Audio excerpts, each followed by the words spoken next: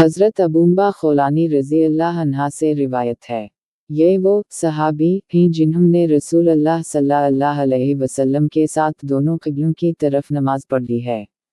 इन्होंने फरमाया, मैंने रसूल अल्लाह सल्लल्लाहु अलैहि वसल्लम से सुना, आप फरमाते थे, अल्लाह ताला इस दीन में हमेशा नए पौधे लगाता रहेगा और उनसे अपनी इताअत में काम लेता रहेगा। हज़रत इमरू बिन शोएब रहमा अल्लाह के वालिद शोएब बिन मोहम्मद रहमा अल्लाह से रिवायत है कि हज़रत मुआवी रज़ी अल्लाह अन्हा ने खड़े होकर खुतबा दिया और खुतबे के दौरान में फरमाया, तुम्हारे उलमा कहाँ हैं?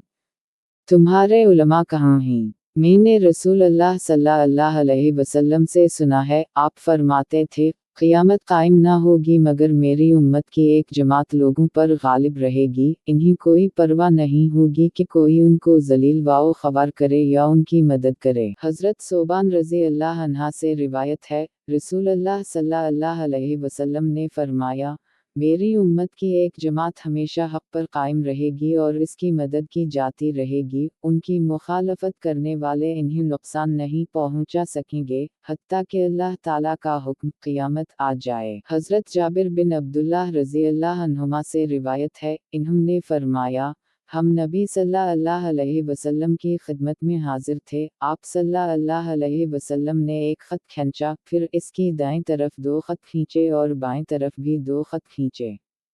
फिर दरमियान वाले ख़त पर हाथ रख कर फरमाया, ये अल्लाह का रास्ता है।